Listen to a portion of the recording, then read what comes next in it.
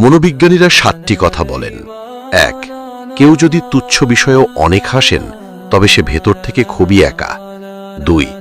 যদি কেউ অতিরিক্ত ঘুমায় তাহলে সে অসুখী। 3. যদি কেউ কম কথা বলে কিন্তু যেটুকু বলে খুব দ্রুত বলে তাহলে সে কিছু গোপন করছে। 4. যে কাঁদতে পারে না সে দুর্বল প্রকৃতি। 5. যদি কেউ অস্বাভাবিকভাবে খাবার খায় তাহলে সে কোনো মানসিক চাপে আছে। 6. যদি কেউ একটুতেই কেঁদে ফেলে তার মানে সে নিরীহ এবং কোমল হৃদয়ের। 7. যদি কেউ ছোটখাটো বিষয়ে রেগে যায় তার মানে তার ভালোবাসার দরকার। কথা বলতে যতটুকু যোগ্যতা লাগে নীরবতা অবলম্বন করার জন্য এর চেয়ে অনেক বেশি যোগ্যতা লাগে। কাঁটা থেকে বাঁচার জন্য যেমন পায়ের জুতো পরা উচিত, সারা পৃথিবীতে কার্পেট বিছানোর দরকার নেই। ঠিক তেমন যদি তুমি শান্তি চাও তাহলে নিজেকে বদলানোর চেষ্টা করা উচিত, অপরকে নয়। সৎ এবং মহৎ লোকদের সমালোচনা করা খুবই সহজ, কিন্তু তাদের মতো হওয়াটা অনেক কঠিন। প্রেম করলে ঝগড়া হবেই, ঝগড়ার পর যদি আবার দুজনের মিল হয় সেটাই ভালোবাসা। হারানোর যন্ত্রণাটা কেবল সেই বোঝে যে তার প্রিয় মানুষটিকে হারিয়েছে। মানুষগুলাও কেমন যেন হয়ে গেছে, কেউ প্রয়োজন ছাড়া খোঁজও নেয় না। আমরা সবসময় মনে করি আমাদের স্মৃতিশক্তি খুবই দুর্বল, কিন্তু যখন আমরা কাউকে ভুলতে চেষ্টা করি ঠিক তখন বুঝতে পারি আমাদের স্মৃতিশক্তি কতটা শক্তিশালী। স্বার্থপর মানুষরাই জীবনে ভালো থাকে, বাকিরা তো কেবল অপরকে ভালো রাখে। মানুষ কখনো ইচ্ছা করে বদলায় না।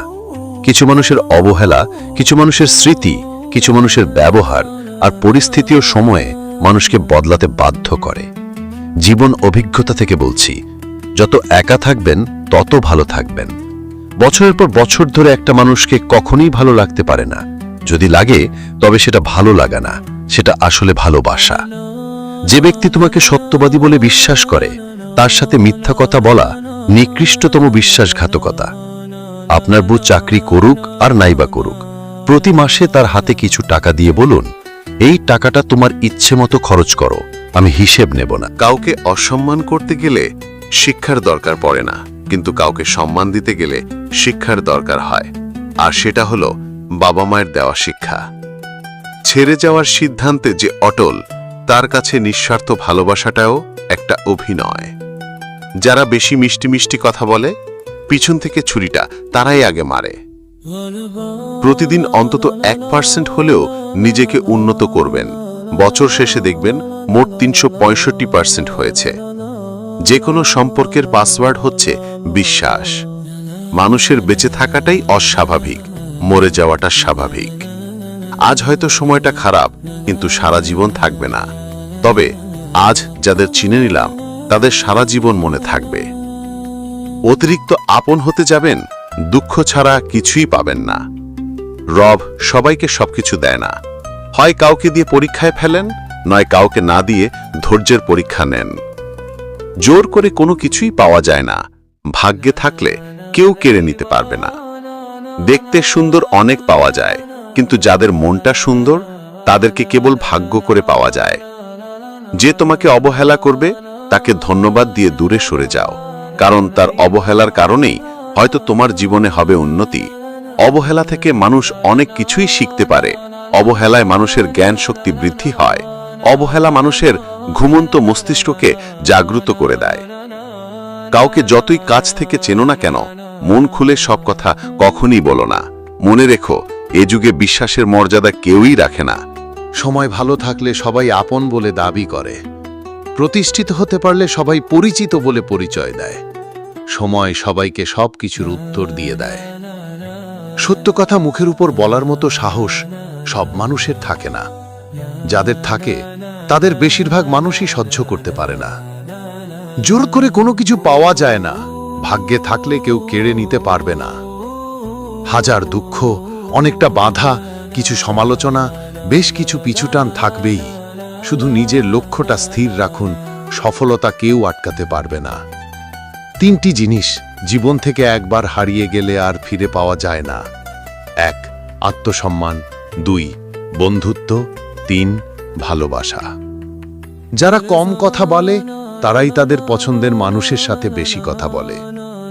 আজকে যারা করছে ছোট, ফেলছে তোমায় ছড়ে, ভরসা রাখো নিজের প্রতি, আসবে সময় ফিরে। একমাত্র আপনি যখন নিজেকে প্রতিষ্ঠিত করতে পারবেন, তখনই আপনাকে সবাই প্রিয়জন হিসেবে পরিচয় দেবে, তার আগে নয়। কাউকে যদি তোমার ভালো না লাগে, তবে গোপন না লেখে, অভিনয় না করে তাকে বলে দিও, কারণ তোমার অভিনয় শুধু তার বিশ্বাস নয়, পুরো জীবনটাই নষ্ট করে দিতে পারে।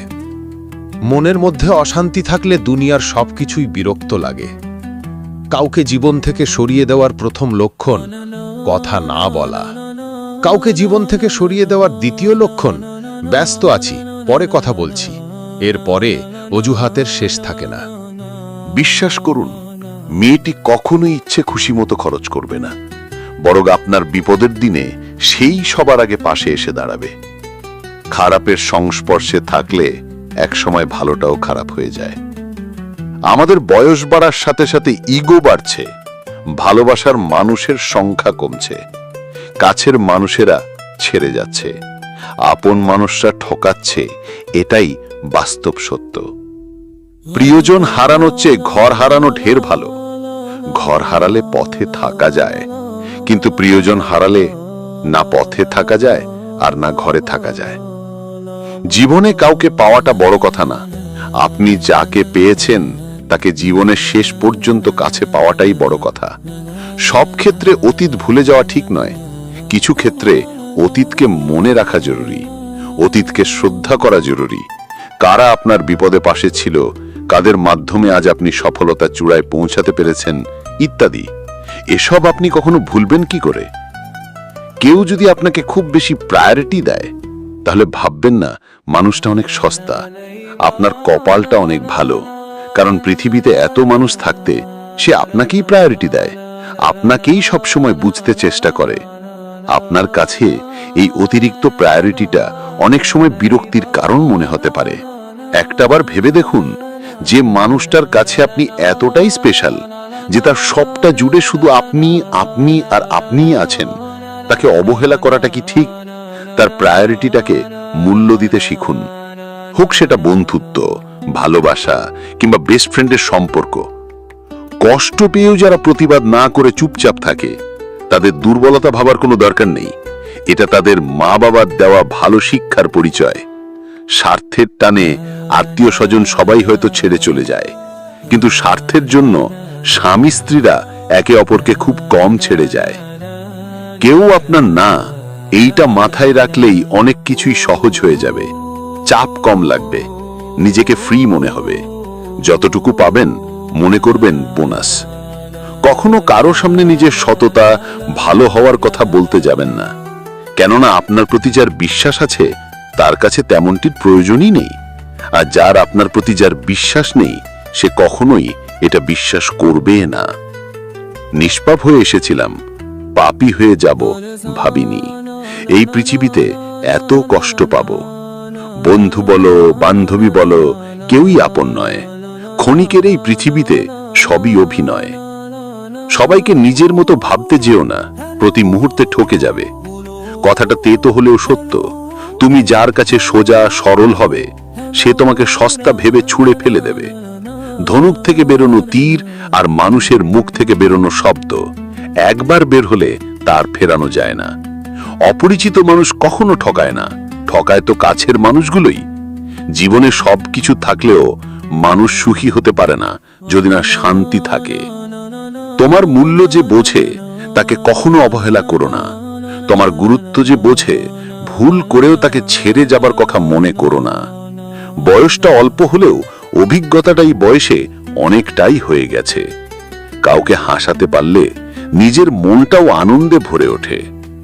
নিজের খরচ নিজে চালানো আর নিজের পরিচয় পরিচিত হওয়ার মতো শান্তি পৃথিবীতে আর কিছুতে নেই। যখন তুমি তরুণ ছিলে, শক্তি ছিল, সৌন্দর্য ছিল, তখন হয়তো স্ত্রীর ভালোবাসাকে তেমন মূল্য দাওনি। হয়তো তার কষ্ট, তার ত্যাগ, তার অশ্রু তোমার ব্যস্ত জীবনের ছালায় ঢাকা পড়ে গেছে।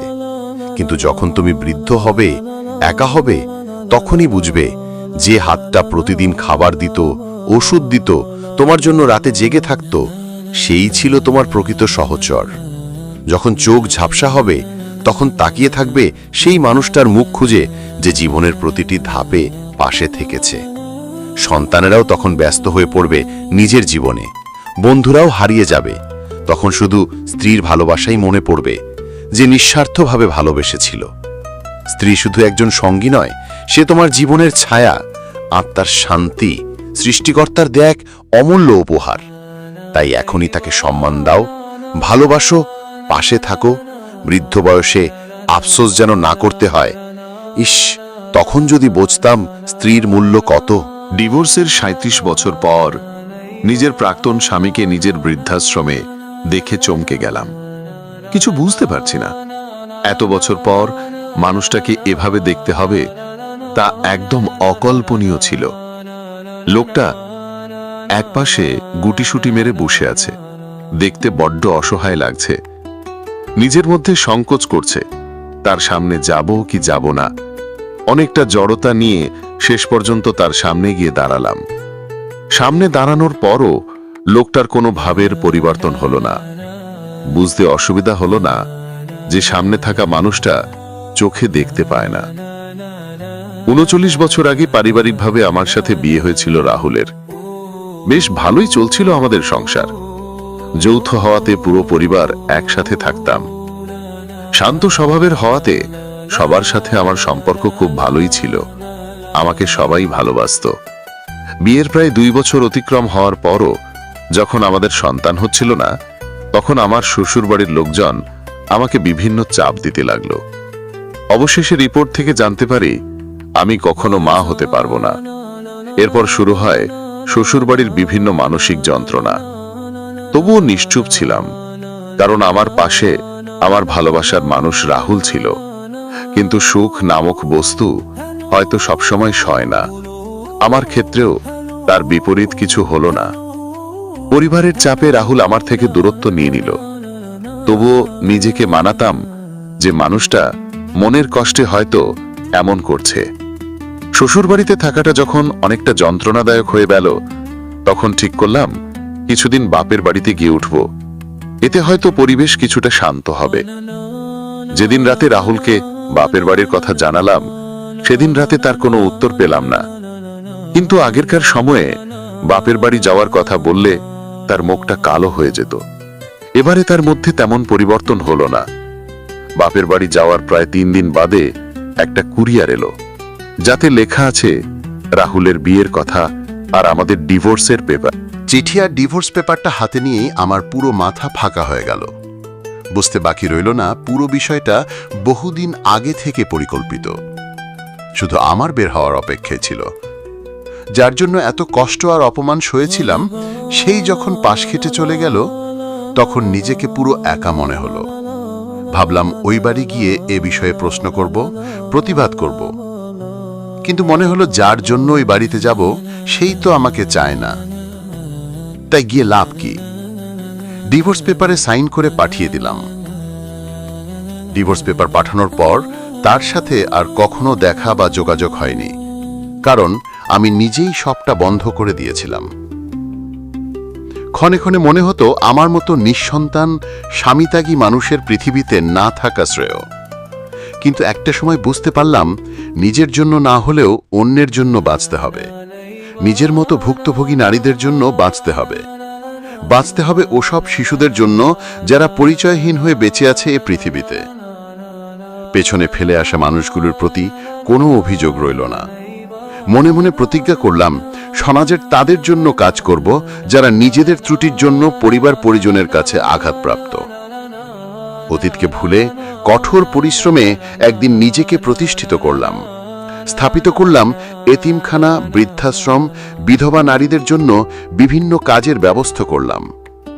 আমার মতো যে সকল নারী এ সমাজে অবহেলিত, মানসিক আঘাতে জর্জরিত, তাদের জন্য কিছু করতে পারাটাকে নিজের জন্য অনেক সৌভাগ্যের মনে হলো।